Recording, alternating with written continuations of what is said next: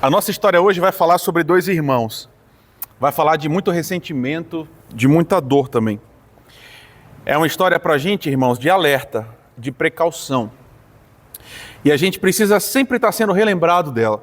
A Bíblia, eu já falei isso para vocês algumas vezes, a gente tem um desejo interno, muitas vezes, de aprender coisas novas. Mas a esmagadora maioria das vezes que você vier nesse lugar é para ser relembrado daquilo que você já sabe. E é para ser assim mesmo. A gente não traz grandes coisas, né? A gente está sempre voltando para as mesmas histórias, ouvindo de novo, só que aí Deus tem uma capacidade absolutamente incomparável de fazer com que histórias muito antigas tenham novos sentidos para a gente, né? Então hoje a gente vai ser relembrado dessa condição. E vai aparecer um agente muito importante nessa história, irmãos, que é o estômago. E estômago no texto bíblico como símbolo dos desejos, né? O povo antigo, né, o povo judeu, olhava a fonte daquilo que nos impulsiona a agir como o estômago, né? Você é uma máquina de desejos, mesmo sem perceber, mesmo sem saber às vezes. Sempre há algo no seu coração que está querendo ser satisfeito, o tempo todo. E quando a vontade fica grande demais, irmãos? E quando a tentação ela é forte demais? A gente hoje vai ouvir esse megafone de Deus, que amplifica essa mensagem, mostra pra gente o grave preço que a gente pode pagar por decisões que às vezes a gente faz em segundos. Gênesis capítulo 25, a gente vai começar hoje a partir do versículo 19. Enquanto você está abrindo, pastor, eu ouço essa frustração várias vezes, tá? Por que a gente está pulando algumas partes? Por que a gente não está vendo texto, todos os textos? Ao mesmo tempo que você fala isso, meu irmão, outras pessoas falam, pastor, quanto tempo a gente ainda vai passar em Gênesis? Não está na hora da gente pular para outro livro, não? Eu tento ficar no meio termo disso. E, meus irmãos, toda a Bíblia é importante. Toda a Bíblia é fundamental e é a palavra de Deus. Mas, queridos, toda a Bíblia não é igualmente importante. A gente gastar tempo numa genealogia é uma coisa. A gente gastar tempo vendo as últimas horas de Jesus é outra coisa completamente diferente. Então, para a nossa leitura diária, é bom que você não pule mesmo nada. Mas nesse sentido, dessa nossa reunião pública, da gente estudando juntos, às vezes faz sentido a gente dar alguns saltos para que a gente ouça textos que falem com a maioria das pessoas, e aí nesses textos intermediários, as dúvidas que você tiver, você conversa comigo, a gente tenta dirimir, tá bom? Mas é assim que a gente vai caminhar. A gente está dando alguns saltos porque eu quero focar em algumas coisas que eu acho mais importantes para mim e para você. 25, versículo 19. São estas as gerações de Isaque, filho de Abraão. Abraão gerou Isaque. Ele tinha 40 anos quando tomou por esposa Rebeca, filha de Betuel, o arameu de Padã-Arã, e irmã de Labão, o arameu. Isaque orou ao Senhor por sua mulher, porque ela era estéril. E o Senhor ouviu as orações dele, e Rebeca, mulher de Isaque, ficou grávida. Os filhos lutavam no ventre dela. E então ela disse, por que isso está acontecendo comigo? E ela foi consultar o Senhor. E o Senhor lhe respondeu, 2 nações estão no seu ventre. 2 povos nascidos de você se dividirão. Um será mais forte que o outro, e o mais velho servirá ao mais moço. Cumpridos os dias para que desse à luz, eis que havia gêmeos no seu ventre. Nasceu o primeiro, ruivo, todo revestido de pelo. Por isso deram-lhe o nome de Esaú. Depois nasceu o irmão. Com a mão segurava o calcanhar de Esaú, e por isso lhe deram o nome de Jacó. Isaque tinha 60 anos quando Rebeca deu à luz. Senhor, nós te agradecemos imensamente, Pai, por mais essa oportunidade renovada da gente estar aqui junto. Muito obrigado porque nós somos uma família, Senhor. Nós somos ligados uns aos outros. Os nossos corações, Senhor, estão unidos em Ti, e a Tua morte e a Tua ressurreição compram para a gente essa comunhão, essa união, que nada nesse mundo pode desfazer, Pai. E agora, todos nós juntos, tentando ouvir a Tua voz, nós te pedimos que o Senhor fale com a gente nessa noite. A gente quer ouvir do Senhor, a gente quer aprender mais sobre quem o Senhor é, sobre quem nós somos, e a gente também quer, Pai, vencer cada vez mais o pecado. Então, produz em nós santidade a partir do contato renovado com o Senhor e com a Tua palavra, para que a gente viva a vida que o Senhor pediu que a gente vivesse. É o que nós te pedimos, no nome precioso de Jesus. Amém. Então, irmãos, como eu estava falando para você há poucos segundos atrás, a gente deu um bom salto da semana passada para essa. do fim do capítulo 22, que foi onde a gente se descolou do texto na semana passada, até agora, aconteceram pelo menos 3 grandes eventos. O primeiro é a morte de Sara e o seu subsequente sepultamento. Sara morreu, a esposa de Abraão, a mãe de Isaac, e ela é sepultada. Logo depois, a gente vai ter um texto muito bonito, irmãos, que é uma escolha muito linda de uma esposa para Isaac, já tendo Sara morrido. Então, querendo manter a família unida e preservando também a promessa que foi feita pelo Senhor, Abraão consegue uma esposa para o seu filho. E ela é indicada pelo próprio Deus. Isso é muito importante. Essa personagem, Rebeca, que a gente leu agora no texto, ela aparece para a gente nessa história alguns capítulos para trás. Quando Deus indica quem vai ser a próxima esposa. Próxima não, né? Quem vai ser a esposa de Isaac, o próximo na linhagem de Abraão. Então, é uma história mais uma em que o próprio Deus está movendo as coisas, irmãos. E aí vai trazer uma parente distante para ser mulher de Isaac e, consequentemente, é uma das matriarcas. Sara é a primeira, Rebeca é a segunda. Então, eu estou tentando te mostrar que Deus está operando, irmãos. Ele está orquestrando essa efetivação do seu plano, que tem, obviamente, essa família como centro de operação, né? Então, esse é o segundo evento. O terceiro, o próprio Abraão vai morrer. Entre o capítulo 22 e esse que a gente está vendo agora. Ele morre em boa velhice, tendo tido filhos com essa segunda esposa. E aí, uma coisa que Abraão faz, muito importante, é, antes de morrer, ele separa os filhos de Isaac. Nossa, Alzheimer. Como é que é o nome do irmão de Isaac, irmãos, que já apareceu? Ismael, obrigado. Ismael já tinha sido lançado para longe, ele já tinha saído, tinha ficado só Isaac. Agora, novos filhos aparecem. Antes de morrer, Abraão lança esses filhos pela terra para que Isaac fique sozinho e para que a promessa se faça só nele. Só que, se é uma atitude que pode soar como, assim, maldosa, o que Abraão faz é despedir esses seus filhos, os enchendo de bênçãos, enchendo de presentes. Então, Abraão mais uma vez mostra como ele é um pai amoroso e bondoso que sempre foi para todos os seus filhos. Contudo, todo o texto e a prática estão centrados em Isaac. É nele que Deus vai cumprir o seu plano. Isaac é o filho mais importante, por isso que a história continua nele. É aqui que a gente está agora, então. Essas 3 coisas aconteceram. Morte de Sara, uma nova esposa para Isaac e morte de Abraão. Pois bem, o texto que a gente leu agora, no versículo 19, que começa no 19, ele apresenta para a gente uma genealogia, irmãos. Talvez não exatamente uma genealogia, mas a fraseologia aí está dita. São estas as gerações de Isaac, filho de Abraão. Esse é um tema que se repete com uma ênfase muito grande no Gênesis, irmãos. No português nem sempre aparece, mas no hebraico essa é uma palavra, toledot, que significa gerações. Todo o texto é montado a partir dessa palavra. Lá no começo, quando tem no princípio Deus criou os céus e a terra, em algum momento aparece, são essas as gerações da terra. Aí depois o texto diz, são estas as gerações de Adão. Depois, são estas as gerações de Noé. Aí temos Abraão e agora a gente está vendo Isaac.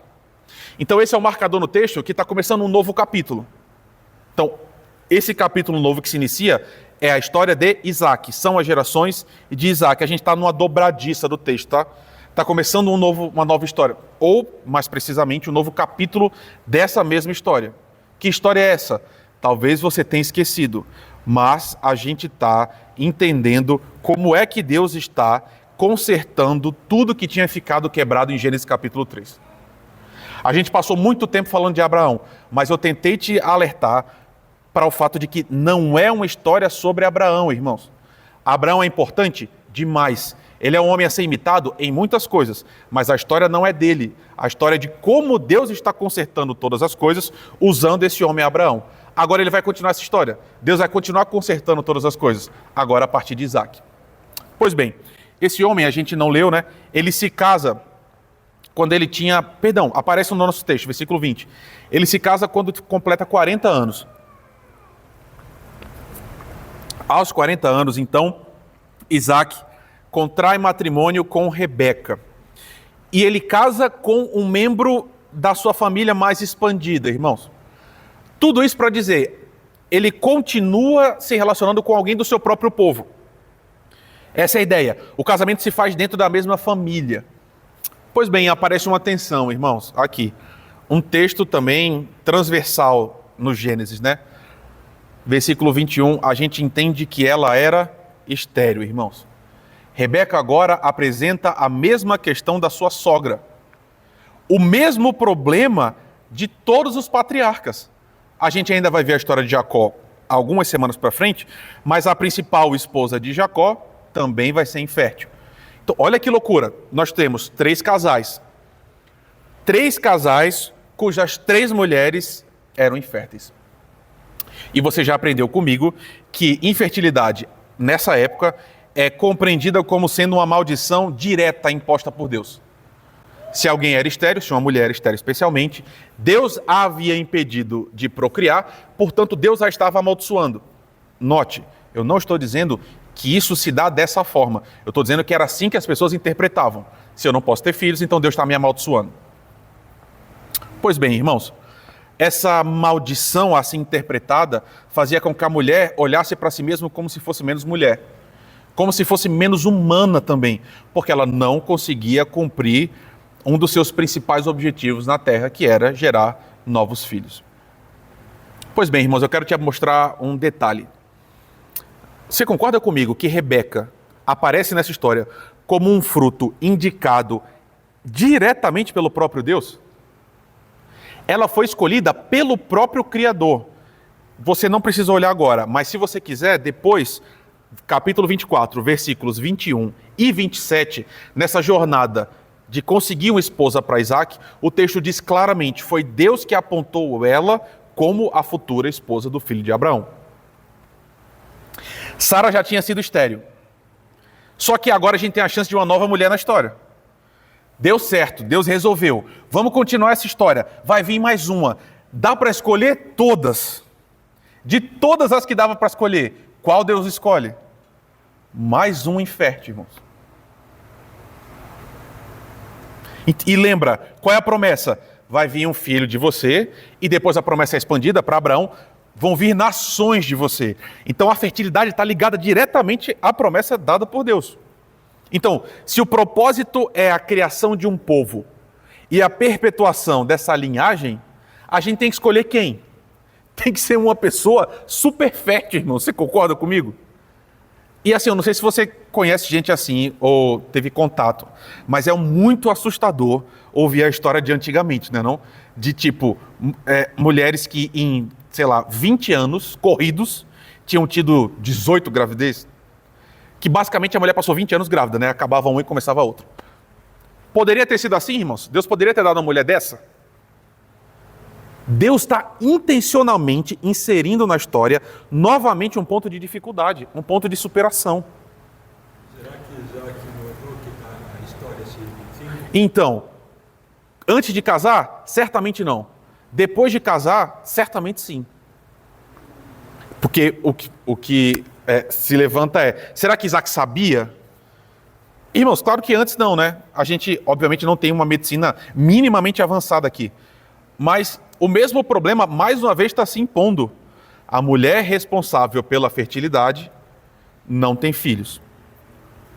E aí, irmãos, diante desse problema, aparece um versículo muito singelo. Singelo quer dizer simples, mas que eu acho muito poderoso, que é a primeira parte do versículo 21. O texto diz que Isaac orou ao Senhor por sua mulher. E aqui a gente tem um erro de tradução. Você que estava comigo na terça-feira, você sabe que a gente tem diante de nós uma tradução do texto bíblico, né? O hebraico diz outra coisa, irmãos. Isaac não orou por sua mulher. Uma tradução mais precisa do texto é: Isaac orava pela sua mulher. Diferente do pai dele. Exatamente. As orações. Exatamente, as orações. Vai aparecer um plural depois. Mas sim, diferente do pai dele, Abraão, Isaac agora está intercedendo diretamente a Deus. Abraão orou pela sua esposa? Muito possivelmente, irmãos. Mas aqui a gente tem um destaque. O texto está dizendo, Isaac estava orando por sua mulher. Mas note, o texto no hebraico usa o imperfeito. Não o perfeito. O perfeito é uma ação concluída no passado, uma vez só. Não é essa ideia. Isaac, no passado, constantemente orava pela sua mulher. O tempo todo. É uma ação no passado, mas que é sequencial, que se repete. O texto está dizendo o seguinte, era um hábito desse homem. Isaac orava pela sua esposa. Por quê, irmãos? Porque era o que cumpria ser feito. Só dava para fazer isso. A imposição da impossibilidade de ter filhos era divina, irmãos. Quem impediu Rebeca de ter filhos? Nessa leitura judaica, tinha sido Deus. Então, só uma ação de Deus que podia reverter o quadro. Não tinha o que fazer. Irmãos, não tinha fertilização in vitro, tá? Não tem aqui tratamento contra a endometriose nem nada desse tipo. E aí Isaac orava. E o texto é montado de uma forma que pode levar você e a mim, que somos leitores modernos, a não perceber um detalhe fundamental, que aí vai fazer a gente entender errado o texto. Porque o texto fala assim, Isaac orava por sua mulher e o Senhor ouviu as orações dele. Dá uma impressão para a gente, irmãos, que Isaac orou quanto tempo? Isaac orou, 2 semanas, e aí Deus orou e respondeu. Mas quantos anos Isaac tinha quando casou? 40. Olha aí comigo o versículo 26, o finalzinho dele. Quando Rebeca deu à luz, Isaac tinha quantos anos, irmãos? 60 anos. 20 anos, irmãos. Vou usar, eu estou ficando pastor velho já, né? Mesmo com menos de 40 anos. Vou usar o mesmo exemplo de sempre. São 5 Copas do Mundo, irmão. 5 Copas 20 anos atrás, a gente está em 2025, né? Então é 2005. A gente tinha acabado de ser penta, era isso. 20 anos. O que você estava fazendo 20 anos atrás? Essa talvez seja uma resposta melhor. 20 anos atrás, eu estava no 2º ano do colégio. Eu não tinha nem terminado o colégio ainda. Nem tinha feito vestibular. 20 anos orando. O segundo casal patriarcal passa pelo exato mesmo problema do primeiro. E sofre nesse processo igual padecimento também, irmãos. 20 anos orando. 20 anos intercedendo. 20 anos sofrendo, 20 anos esperando, 20 anos desejando. E aí o que a gente tem aqui é um ensino, irmãos, lateral. Mas que é poderoso para a gente. Quando eu falo ensino lateral, o que eu quero dizer? O centro do texto não é esse. Mas ainda assim, ensina para a gente uma coisa muito poderosa, que é, meu irmão, minha querida irmã, eu falo muito da igreja presbiteriana porque eu acho que a gente precisa enxergar nossos problemas. Um deles é que a gente tende a ser muito racional.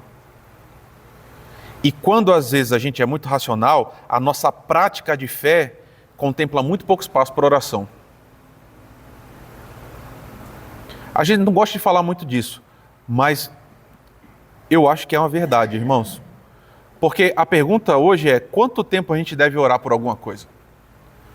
Por quanto tempo eu e você devemos insistir com Deus, pedindo que Ele faça alguma coisa por nós? A gente ora uma semana, irmãos? A gente ora um mês? A gente ora um ano? 10? Isaac orou por 20 anos, irmãos. E aí, às vezes, na nossa prática de fé concreta, e quando eu falo isso, é para revelar o quanto o nosso coração ainda precisa avançar bastante nessa nossa caminhada com o Senhor. Porque às vezes a gente diz o seguinte, olha, eu já orei por isso. E aí entra a doutrina toda errada, né? Essa doutrina calvinista aplicada de uma forma errada. Eu já orei, Deus já sabe o que eu preciso. Deus sabe o que você precisa? Sabe. Deus sabe. Isso quer dizer que porque Ele sabe, você deve parar de orar? Meu irmão, minha irmã. O que a gente fala? Não, Deus não quis me dar. Então eu tenho que aceitar a decisão de Deus e seguir em frente. Quantas orações você já abandonou, meu irmão? Por quantas questões você perpassou e deixou de lado porque a coisa demorou muito para se fazer? E aí eu quero te dar um texto que vem do próprio Senhor Jesus. Ensinando os seus discípulos a orar, Jesus diz o seguinte: será que Deus não fará justiça aos seus escolhidos, que a Ele clamam dia e noite, embora pareça demorado em defendê-los? Vou repetir. Olha o que Jesus está dizendo. Será que Deus não fará justiça aos seus escolhidos, que a Ele clamam dia e noite, embora pareça demorado em defendê-los? Qual é a questão? Jesus está ensinando, orem, continuem orando, não parem de orar. E aí os discípulos em seus corações respondem assim, poxa, mas às vezes passa tempo demais. E aí Jesus fala isso. Jesus está dizendo, olha, será que Deus não ouve aqueles que estão orando dia e noite? Mesmo se pareça demorar? Ele dá a parábola do juiz iníquo. Que é exatamente esse texto. Esse texto é um comentário no final da parábola do juiz iníquo. Exatamente isso. Qual é a questão, irmãos? Olha, acredite no que eu estou te falando. Bata com a Bíblia para ver se é mentira. A gente dá muita ênfase a pastores, presbíteros, líder do louvor, enfim, ministérios que aparecem muito. Mas, meus irmãos, quantas... Aí são mais mulheres. Infelizmente, a prática mostra que é isso, né? Quantas mulheres passam madrugada orando e ninguém vê, irmãos? Eu estou falando isso porque, assim, na minha vida eu tive o privilégio de ter gente assim que perpassou, sabe, meu caminho. Gente que falava, eu estou orando por você, eu não esqueço de orar por você. E orava incessantemente. E 100% dessas pessoas eram mulheres. Nesse sentido que eu estou falando, né? De um ministério que parece se doar para a oração, que é quase ininterrupto. Pô. A gente hoje, eu não estou participando porque eu estou aqui, mas está tendo hoje uma reunião com o pastor Bruno, lá de Alphaville. A gente vai começar um trabalho em penitenciária, irmãos. Dando aula, é como se fosse uma escola dominical, só que não vai ser no domingo, né? Então, é uma escola bíblica no presídio. Meus irmãos, as mães evangélicas de muitos caras que estão lá, oram quanto tempo pelos seus filhos? Cara, é impressionante, irmãos. É gente que não larga o osso, que tá, Senhor, tem misericórdia, e tem misericórdia, e Senhor, tem misericórdia de novo. Deus decretou todas as coisas antes da fundação do mundo? Sim. O Senhor é soberano? É. Mas Ele manda a gente orar, irmãos. E nesse processo de oração, Deus responde nossas orações. Pastor, como é que isso funciona? Eu não sei. Não sei. Eu não sei por que Deus responde algumas orações com 1 semana, Deus responde outras com 30 anos. O que eu sei é, Jesus e toda a Escritura instam a gente a orar o tempo todo, irmãos, sem desistir. Por aquelas pessoas que estavam do nosso lado e foram embora, por aquela doença que ainda não foi embora, por questões de relacionamento muito severas, questões financeiras também, não importa. Oração. E está aqui Isaac orando pela sua mulher durante 20 anos. E ok. Depois desse tempo todo, então, o Senhor lembra do casal e decide, então, abrir o ventre de Rebeca. E aí, como a gente viu com Abraão, é a mesma coisa, irmãos. A promessa chega. Alegria, felicidade. Durou quantos versículos durou a alegria desse casal? Nenhum, né? Chegou no final do versículo 21, que ela ficou grávida, o próximo já é confusão, né? Já é tensão. As dificuldades vêm imediatamente, como a gente já viu outras vezes. O texto diz pra gente que os filhos lutavam no ventre dela. E vai começar uma história aqui, uma história que literalmente é muito bonita, irmãos. É um tema muito, muito bem trabalhado, né? A gente tem irmãos gêmeos. Não são univitelinos, porque as características físicas são muito diferentes. Mas são gêmeos. Eles compartilharam o ventre da mãe desde o começo. Só que eles estão desde o começo lutando também. E aí, ouça o que eu estou te falando, certo? Isso daqui que eu vou falar agora é uma lenda. Não saia por aí dizendo que eu disse que estava na Bíblia. Não, eu não estou dizendo que está na Bíblia, certo? É uma lenda rabínica, uma lenda judaica antiquíssima. Mas os rabinos interpretando esses textos, eles diziam que, inclusive, no ventre, um tentou matar o outro. Tal era o antagonismo entre os dois. Por que essas histórias surgem? Porque, desde o começo, o texto está dizendo o seguinte, o antagonismo entre eles era muito profundo. Deus realmente abriu o ventre dela, mas são dois irmãos, dois gêmeos, que disputam desde o começo. E aí Rebeca não entende, né? Só que olha de novo como a fé dessa mulher é bonita, né? Sem entender, o que ela decide é consultar o Senhor. E ela pergunta isso, Deus, por que isso está acontecendo comigo? O que é que está acontecendo? E aí vem a resposta do Senhor. Deus diz, 2 nações, 2 povos vão se dividir. A partir de você vai ter uma divisão. Um vai para um lado, o outro vai para outro. E serão povos. 2 nações diferentes, de cada um dos 2 filhos. E aí Deus diz algo enigmático. Não porque é difícil de entender, porque é muito fácil. Mas é estranho porque Deus fez isso. Ele diz, um vai servir o outro, um vai ser mais forte que o outro. E o mais velho vai servir o mais novo. E aí, irmãos, é absolutamente fantástico, como a gente tem no primeiro plano a agência de Deus. Eu estou tentando mostrar isso para você desde o começo.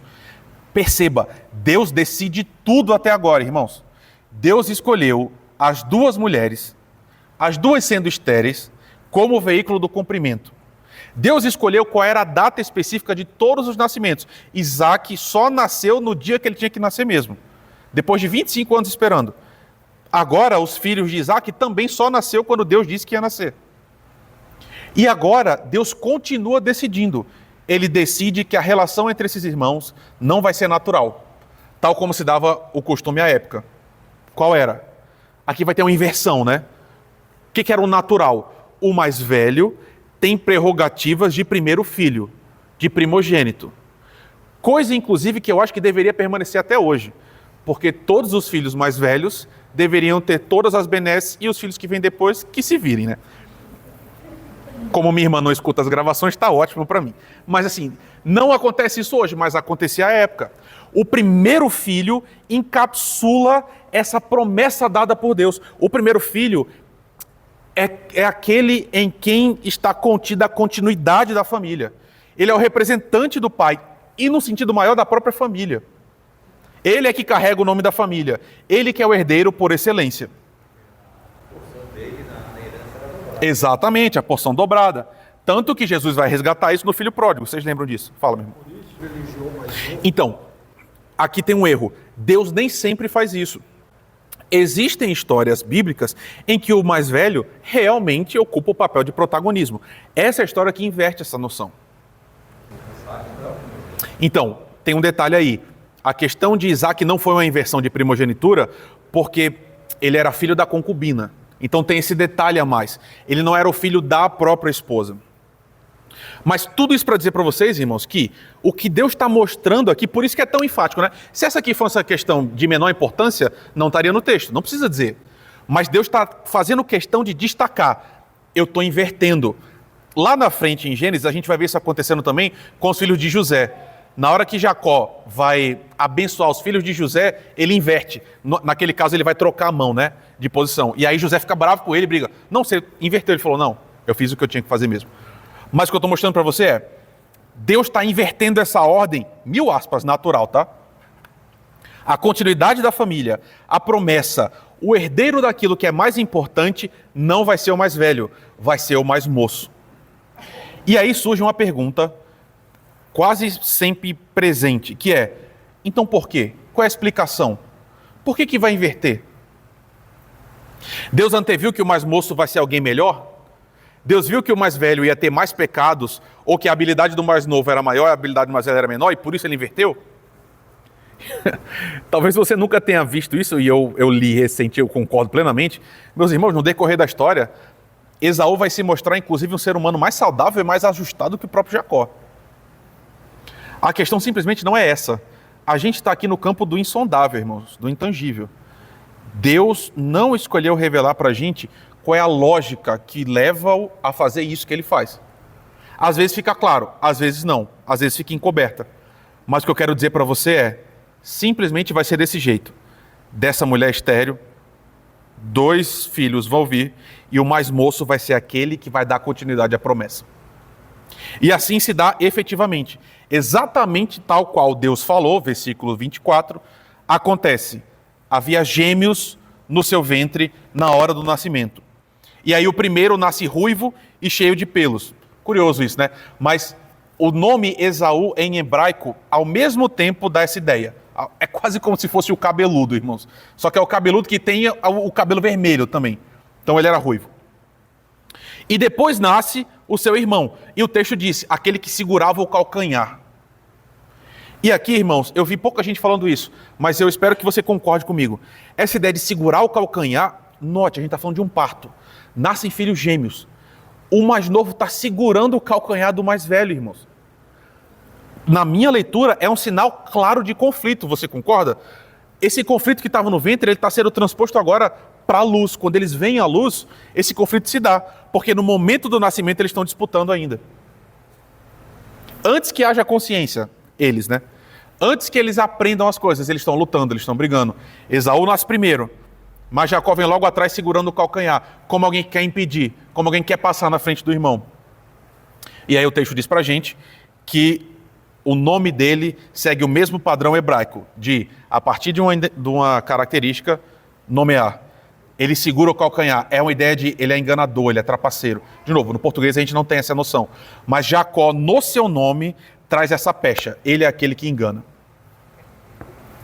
E aqui está, meus irmãos, o desenho da família da promessa. De novo, aqui estão os crentes. Aqui estão nossos pais espirituais. Essa aqui é a nossa história, irmãos. Um conflito que está nascendo aqui, que vai perpassar toda a história desses irmãos, que vai atingir a vida deles por inteiro. Uma história de divisão, de luta, que vai durar 120 anos, irmãos, pelo menos. Mais de um século de ressentimento. E aí eu estou tentando mostrar para vocês sempre que são histórias muito humanas, irmãos. Com muito sofrimento, mas também com muita redenção. Famílias, muitas vezes, são partidas, são divididas, são cheias de ressentimento e de dor. Mas famílias também são sempre, ou pelo menos numa boa parte, refeitas em Deus. O que eu quero te falar? Esse é o material humano que Deus vai usar para fazer com que toda a sua promessa se faça na raça humana inteira. Você entende? Ele poderia ter escolhido uma família margarina. Poderia ter escolhido uma família super lindinha. Está aqui essa família. Você lembra já dos perrengues que Abraão e Sara passaram. Agora está aqui de novo uma família toda quebrada, toda errada. Mas desses lugares, de família assim, Deus levanta pessoas maravilhosas, que fazem coisas grandiosas, sempre por causa dele, o tempo todo. Por quê? Porque ele é o autor dessas histórias lindas e maravilhosas. Ele que é o Deus da reconstrução, né?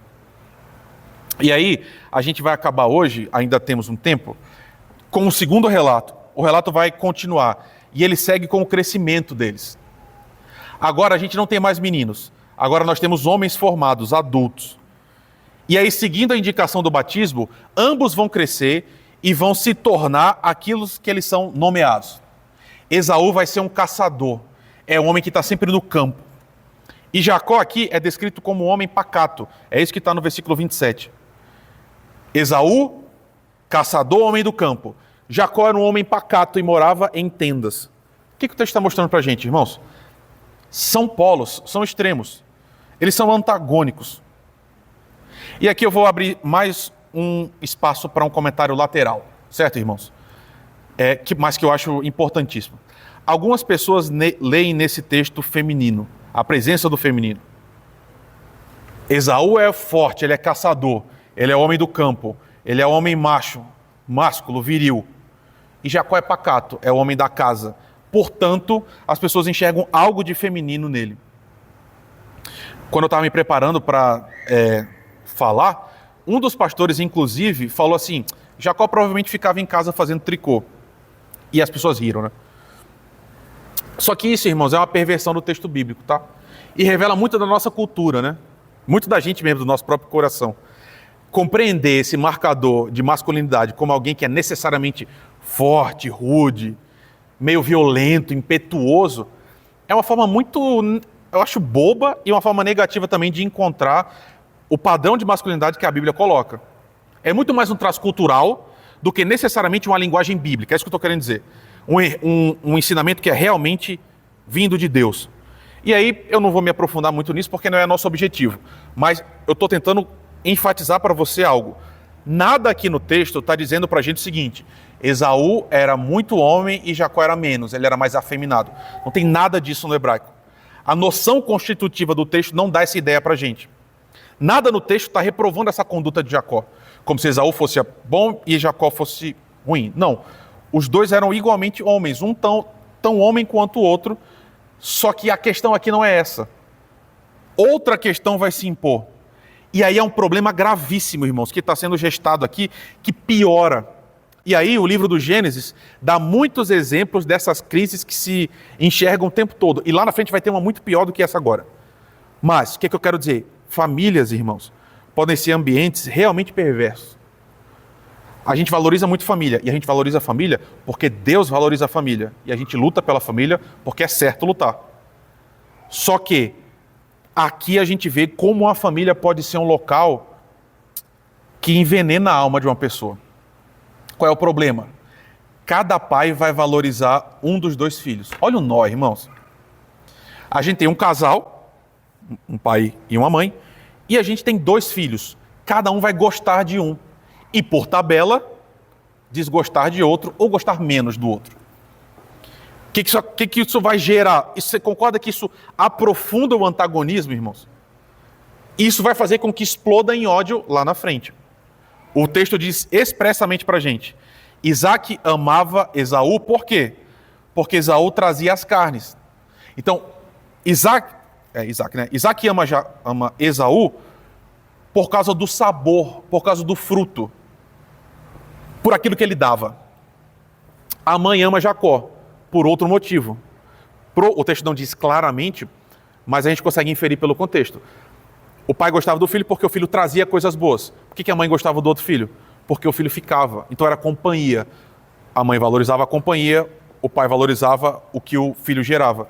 Só que todo o texto é montado, para evidenciar a preferência. Ficava claro que o pai gostava de um e ficava claro que a mãe gostava do outro. Claro para quem, pastor? Para todo mundo envolvido. Esaú sabe que o pai o prefere, Jacó sabe que a mãe o prefere, todo mundo sabe de tudo. Então, nesse cenário montado, a gente vai ter mais uma tensão. E com isso a gente está indo para o fim mesmo, tá? Num belo dia, Jacó está cozinhando. Estando em casa, ele cozinha. E aí o seu irmão volta do campo, exausto. E aí Esaú vai dizer para Jacó: me dê um pouco da comida que você fez. Estou lendo o versículo 30, né? E aí Jacó responde: eu dou. Mas primeiro você me vende o direito da primogenitura. Um filho fala: estou cansado, estou com fome, deixa eu comer um pouco. O outro fala: beleza, se você me vender o que é seu por direito. E aí, irmãos, de novo, estamos falando de Bíblia. Gente, humana. Tudo nessa cena está errado, irmãos. Está tudo equivocado. Jacó está querendo para si o que culturalmente é do seu irmão. E aqui ele vai usar de artimanha, de maquinação, irmão, de tramóia mesmo. Ele vai explorar a fragilidade do irmão. Qual é a fragilidade? Fome. E irmãos, detalhe, nós não estamos falando de fome do tipo assim: o pastor falou 20 minutos a mais, eu estou morrendo de fome. Não é isso. A fome é: eu passei 3 dias caçando e eu comi uma maçã e eu estou voltando para casa. É fome. Só que se Jacó está errado, Esaú está igualmente errado, né? E ele vai errar de uma maneira profunda. Um erro que, na essência, vai ser ainda pior do que o erro do seu irmão. Olhando para essa situação, para o pedido de Jacó, Esaú vai responder: eu estou morrendo de fome. Do que me vale o direito de primogenitura? E aí, até eu me preparar hoje aqui, eu sempre li esse texto de outra forma. Até que gente muito mais inteligente, muito mais capaz, me fez perceber que a minha leitura estava errada. Por quê? O texto dá a impressão para a gente que a gente está numa experiência aqui limítrofe. Que é tipo assim: Esaú está dizendo, se eu não comer agora, eu vou morrer agora. Então ele está concluindo o seguinte: olha, eu queria muito o meu direito de primogenitura, mas como eu estou a ponto de falecer, eu vou trocar porque pelo menos eu fico vivo. Só que tem mais sutileza do que parece aqui, irmãos. Esaú não está no fim das suas forças. Não é questão aqui de morte, literalmente, comer e morrer. Se aproxima mais de uma noção tipo assim: cara, eu vou morrer de qualquer jeito um dia. Mais cedo ou mais tarde, não vai dar em nada. Então, tanto faz esse direito ou não. Porque tem coisas que são mais importantes na mente de Esaú. E aí Esaú aqui, irmãos, parece ser um homem que é governado pelo seu estômago. E aqui aparece o estômago que eu te falei no começo. Não vai dar tempo de você abrir, mas em Hebreus, quando essa história é recontada, o autor diz o seguinte pra gente: que não haja imoral ou profano como Esaú, que por uma única refeição vendeu seus direitos de herança como filho mais velho. Que não haja nenhum imoral ou profano como Esaú. Qual é a ideia? Esaú é um homem que está ligado a esse tipo de imoralidade, de profanação. Pessoas que estão desejando muito alguma coisa, está com muita vontade na hora. E porque estão com muita vontade na hora, abrem mão de uma coisa muito maior. E aí trocam. Adão e Eva, Gênesis capítulo 3. É a mesma coisa acontecendo aqui de novo, irmãos. Esaú, para a Escritura, ele vai virar o epítome, que é o representante, a síntese, o resumo do que é alguém que é governado pelo estômago, que é o que o Wendel estava falando agora. Eu estou desejando alguma coisa agora. Essa coisa está pronta na minha frente, então eu quero agora. Se eu estou com fome, a comida está aqui, eu estou sentindo o cheiro, meu estômago está aqui, ok, essa é a questão mais importante, é nisso que eu vou me lançar. Um irmão quer o lugar do outro. O outro irmão não se importa com toda a carga espiritual da sua ação, irmãos. Porque Esaú está abrindo mão de ser o filho da promessa. Ele está abrindo mão de ser o representante do seu pai. Todas as promessas de Deus se expressam através do filho mais velho, do herdeiro. Ou seja, tudo aquilo que Deus prometeu, tudo que ele disse para Abraão, e Abraão disse para Isaac, e Isaac disse para os seus filhos, Esaú agora está abrindo mão. Ele está deixando tudo isso de lado. Tudo aquilo de mais especial que ele tem, ele fala, eu vou trocar. E ele troca pelo quê, irmãos? Por comida. E é aí que o texto termina. Jacó obriga Esaú a fazer um juramento. Esaú de fato troca. E o versículo 34, que encerra o nosso capítulo, diz, a última frase. Assim, Esaú desprezou o seu direito de primogenitura. E aí, meu irmão, minha irmã, esse é um texto horrível. Por quê? Agora parece que não aconteceu muita coisa. Só que o que está montado aqui diante de nós é um cenário devastador daquilo que vai vir daqui para frente. Você conhece a história, provavelmente. Você sabe das profundas dores que virão desse episódio. E é por isso que ela é tão importante. Porque aqui tudo está gestado. Nesse texto todo que a gente leu, tudo está montado. A inimizade entre os irmãos que competem, os pais que claramente demonstram suas preferências de uma forma absolutamente egoísta, porque tem esse detalhe ainda, né? Os pais são egoístas, irmãos. Porque cada um gosta do seu filho por aquilo que o filho dá de bom para si. Um companhia, o outro as comidas especiais. A gente tem então filhos que passam a se odiar e aprofundar essas diferenças a partir dessa agência anterior dos pais, né? E a coisa mais importante de todas, o menosprezo das promessas de Deus. Todas essas indicações, irmãos, fundamentais do texto, nos ensinam muito sobre como é que a gente caminha e navega por esse mundo. E aí eu quero dar ênfase nessa última, para você sair daqui com isso na sua mente. Você, cristão, você, cristã, recebeu inúmeras promessas de Deus. Você faz parte da aliança. E a vida cristã vai se apresentar para você como um sem fim de oportunidades como essa. Você tem instintos que são naturais. Esaú também tinha. Ele estava cansado e faminto. Qual é o pecado em estar cansado e faminto?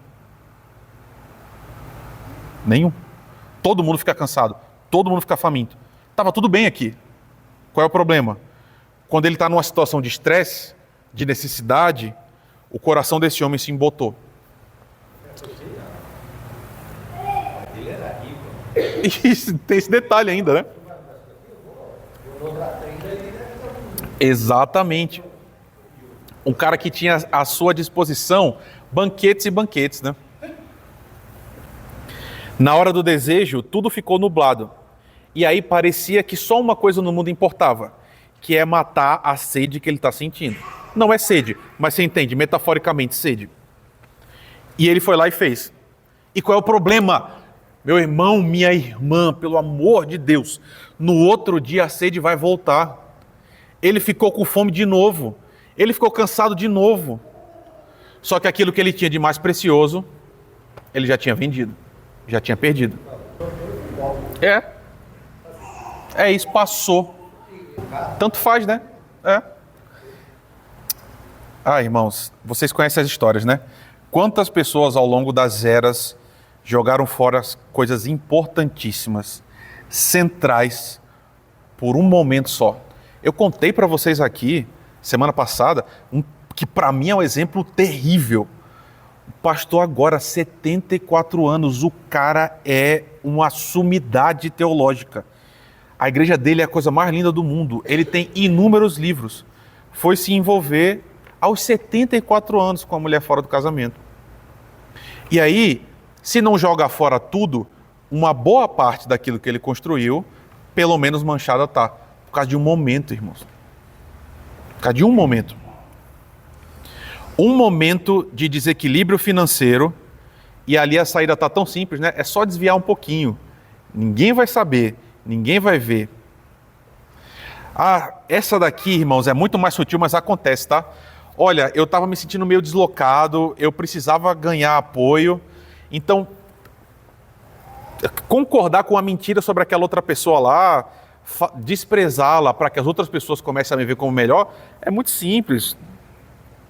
Foi necessário. E aí, porque a gente não suporta aquele momento, ou simplesmente por puro capricho mesmo, a gente deixa de lado o central. Todas as promessas de Deus, tudo que a gente é em Deus, tudo aquilo que a gente foi criado para ser, tudo isso abandonado. Por causa de um momento, por causa do estômago. Estômago como o veículo dos desejos, né?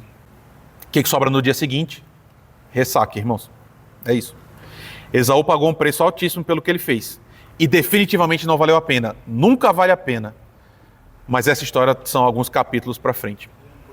Então, e não só isso, meu irmão, a gente vai ver quantos outros detalhes vão surgir a partir desse momento. De novo, uma coisa que parece muito pequena, vai ter repercussões enormes. Hoje à noite, isso. Você que está aqui, meu irmão, duas coisas para a gente lembrar. Primeira, não abra mão de nenhuma das promessas de Deus, por qualquer que seja o desejo que apareceu. Desejo passa, irmãos. Passa e as coisas ficam. Mas tem um outro detalhe, que é, para aqueles que caíram, como Esaú caiu, tem um detalhe, né? Para ele as coisas vão caminhar mal, realmente vão, e a gente vai ver isso. Mas agora em Jesus existe outra saída, né? Graves cicatrizes às vezes ficam, pode existir, mas graças a Deus também que histórias não acabam porque erros acontecem, irmãos. E o Senhor refaz grandes coisas. Porque talvez você esteja aqui, por que eu coloquei esse último adendo?